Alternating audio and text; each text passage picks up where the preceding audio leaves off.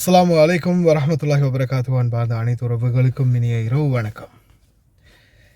தொழிலாளர்களுடைய பிரச்சனைகளுக்கு தீர்வு. தொழிலாளர்களுடைய பிரச்சனைகள், தொழிலாளர்களுக்கு சம்பளம் கொடுக்கலையா, உடனடியாக முதலாளிகளுக்கு எதிராக நடவடிக்கை.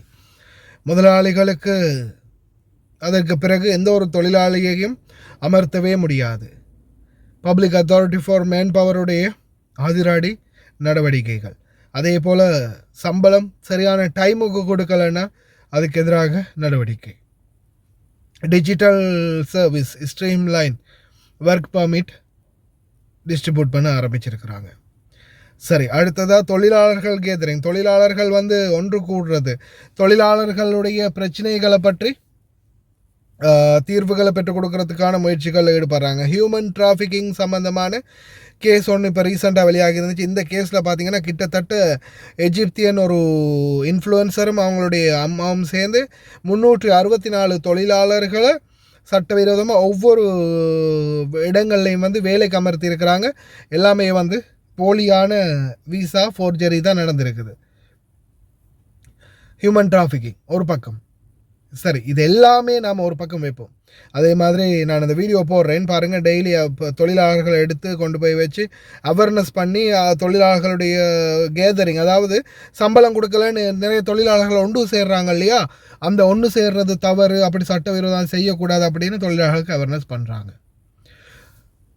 முதலாளிகளுக்கு எதிராக இந்த மாதிரி சட்டம் கொண்டு வந்திருக்கிறோம், அந்த மாதிரி சட்டம் கொண்டு வந்திருக்கோம், அப்படி செய்கிறோம், முதலாளிகளுக்கு கடுமையான நடவடிக்கை எடுப்போம். எடுத்த பாடு இல்லை. இன்னைக்கும் இந்த சூழலில் இன்னொரு பிரச்சனை வந்தாலும் தொழிலாளர்களை வேலையை விட்டு நிப்பாட்டக்கூடாது, சம்பளத்தை சரியாக கொடுக்கணும் அப்படின்னு எவ்வளவோ ரூல்ஸ் போட்டிருக்கிறாங்க. இது வரைக்கும் பல நூற்றுக்கணக்கான தொழிலாளர்கள் வேலையிலேருந்து கஷ்டப்படுறாங்க. வேலையை விட்டே தூக்கிட்டாங்க. பல தொழிலாளர்களுக்கு இன்றைக்கி வேலை இல்லை. குறிப்பாக நிறைய பேர் எனக்கு இந்த ஸ்கூலில் மொண்டசோரிகளில் அந்த கிளீனிங் வேலை பார்க்குறவங்க, அந்த மாதிரி தொழிலாளர்கள் பலருமே எனக்கு மெசேஜ் போடுறாங்க, சகோதரர் எங்களுக்கு வேலையை விட்டு நிப்பாட்டிட்டாங்க, இல்லை நான் வேலைக்கு வரவேணான்னு சொல்லிட்டாங்க, இல்லை நாங்கள் இப்போதைக்கு சம்பளம் தர மாட்டோம்னு சொல்கிறாங்க, வேறு வேலை தேடிக்க சொல்கிறாங்க. இந்த மாதிரி பல பிரச்சனைகளை சந்திக்கிறாங்க. அதே மாதிரி நிறைய இந்த ஏஜென்சி கம்பெனிகள், சிலர் இந்த போலியான ஏஜென்ட் கம்பெனிகள் இருக்காங்க இல்லையா, அந்த மேன் பவர் ஏஜென்சின்னு சொல்லுவாங்க இல்லையா, இந்த மாதிரி மேன் பவர் ஏஜென்ட்டுகள் சில இடங்களில் ஃபேக்ட்ரிகளுக்கு, அங்கே இங்கே ஹாஸ்பிட்டலுக்கு, கிளீனிங் வேலைக்கு, அதுக்கு இதுக்குன்னு ஆளுங்களை வேலைக்கு போட்டு இப்போ மொத்தமாக ஒரு அமௌண்ட்டு கொடுப்பாங்க இல்லையா கவர்மெண்ட், அந்த மாதிரி அமௌண்ட்டு கொடுத்ததுமே உடனே என்ன பண்ணுறது, அந்த அமௌண்ட் அப்படியே ஆட்டையை போட்டுட்டு தொழிலாளர்களுக்கு காசு கொடுக்காம ஆள் மாறிடுறது. நிறைய இதில் ஃபோர்ஜரி நடந்திருக்கு. சில பேருக்கு விசா கொடுத்து கொண்டு வந்திருக்கிறாங்க, ஆனால் உண்மையான விசாவும் இல்லை, ஒரிஜினல் ஒர்க் பர்மிட்டும் இல்லை. இந்த மாதிரி பல ஏமாற்று வேலைகள் நடந்திருக்குது. இதனால் பாதிக்கப்பட போகிறது யாருன்னு பார்த்தா எங்களுடைய அப்பாவி தொழிலாளர்கள். அதுக்கப்புறமா லீகல் ஆக்ஷன் எடுக்க போனால் ஒர்க் பர்மிட் ஒரிஜினல் இல்லை, அது இல்லை, இது இல்லை, அங்கே இங்கேன்னு இங்கே போன்னு எம்பசிக்கும் போக முடியாது, இது அமாலாக்கும் போக முடியாது, ஷூனுக்கும் போக முடியாது. எல்லா பக்கமும் அலைஞ்சி திரிஞ்சு சீரழிஞ்சி சின்னப்பட்டு கடைசி கட்டத்தில் ஃபிங்கர் வச்சு போலீஸில் பிடிபட்டு எங்கே ஒரு இடத்துல அக்காமா இல்லாமல் வேலை செஞ்சு இன்றைக்கும் தொழிலாளர்கள் கஷ்டப்படுறாங்க. ஆனால் நானும் பார்க்குறேன் ஒவ்வொரு நாளைக்கும் அந்த சட்டம் இந்த சட்டம் அப்படி இப்படின்னு புதுசாக சட்டம், public authority for man power கொண்டு வராங்க. ஆனால் இதெல்லாம் நான் அவங்களுக்கு எதிராக ட்விட்டரில் நிறைய எழுதியிருக்கிறேன். என்னோடய ட்விட்டரை ஃபாலோ பண்ணுறவங்களுக்கு தெரிஞ்சிருக்கும். அவங்களுக்கு எகென்ஸ்டாக டைரெக்டாகவே நான் எழுதியிருக்கிறேன் அவங்களுடைய போஸ்ட்டுகளுக்கு கமெண்ட். நீங்கள் கானூன் கொண்டு வாரீங்க, ஆனால் கானூன் இந்த ஜீப் கானூன் பஸ் மாக்கு ஃபாயிதா من اللي يمشي على القانون تحت القانون ماكو واحد كلهم لاغين في مشكل. روح شوف عند الشون، عند الإدارة الشون، روح شوف كم نفرات عامل موجود قدام الشون. روح شوف عند السفارات كم نفرات موجودين.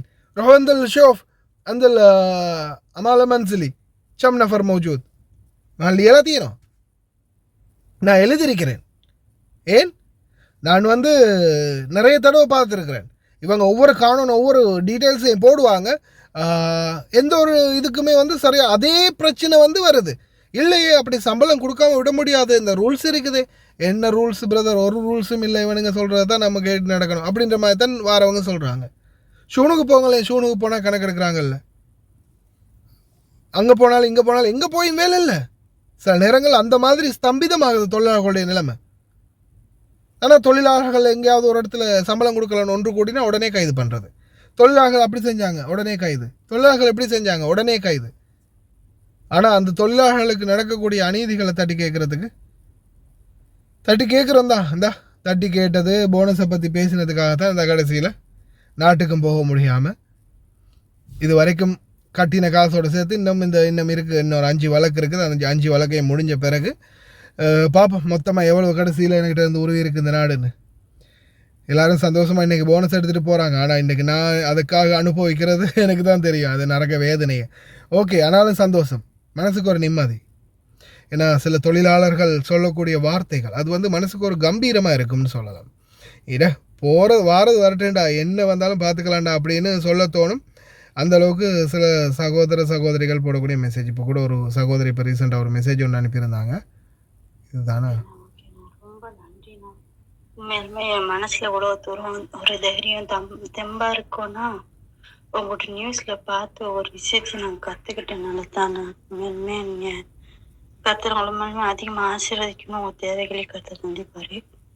டெய்லி ப்ரே பண்ணுறோம். உங்களுக்காக நான் தனிப்பட்ட ப்ரே பண்ணுவேன்னா உங்களுக்கு எந்த ஒரு பிரச்சனையும் வரக்கூடாதுன்னு. அதே மாதிரி உண்மையாலுமே நீ சொல்கிற ஒரு விஷயம் எப்படி நாங்கள் கேட்டு நடக்கிறோம். ஏன்னா எங்களுக்கு தெரியாத தேசம் ஒன்று, இந்த பாஷா மட்டும்தான் தெரியும். ஆனாலும் இந்த தேசத்துலேயும் வந்து சொந்த தேசத்தில் இருக்க மாதிரி எங்களை ஒரு வழி நடத்துறீங்க. ஒரு நியூஸை போட்டு அதுக்காக ரொம்ப வீட்டில் மட்டும் டிக்கெட்லாம் வாங்கி போனஸ்லாம் வாங்கி நல்ல பேர் நாட்டுக்கு போயிட்டேன்னா அதே ஒரு கெட்டிக்கார விஷயம். மற்றபடி 5 பேர் நல்லா வந்தால் கூட ரூபா கொடுக்க மாட்டாங்க. அப்படிதான் அவங்க செய்யறாங்க. இந்த 3 வருஷத்துக்கு அப்படிதான் நடந்திருக்கு. எனக்கு வேலை இந்த இடத்துல நீ கை நீட்டலாம் இல்லைண்ணா, அந்த அளவுக்கு கடவுள் நம்மளை விடல. ஒரு நியூஸை பார்த்து எந்த ஒரு விஷயம் வந்தாலும் சொல்லு, எப்படி ஒரு நியூஸ் வந்திருக்கு அப்படின்ட்டு. அதனால அவன் மனசுல கொஞ்சம் பயம் இருந்துச்சு. ஆனாலும் ரொம்ப நன்றி, நான் சந்தோஷமா இருக்கேன்.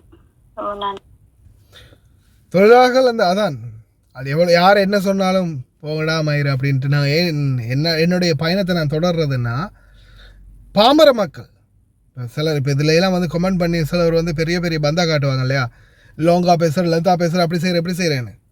அவங்களாம் வந்து கணக்கெடுக்கிறதே இல்லை. ஏன்னா பாமர மக்கள் பலருக்குமே வந்து அவங்களுடைய அடிப்படை தேவைகள் என்ன, உரிமைகள் என்ன அப்படின்றது அவங்க ஆஃப்டர் ஆல் தெரிஞ்சு கொள்ளட்டும். அதுதான் என்னுடைய முயற்சி. அவங்க அட்லீஸ்ட் அவங்க தெரிஞ்சு கொள்ளட்டும், அதுக்கான முயற்சி தான். என்னுடைய முயற்சிக்கான பலன் இப்படி கிடைச்சாலே போதும்.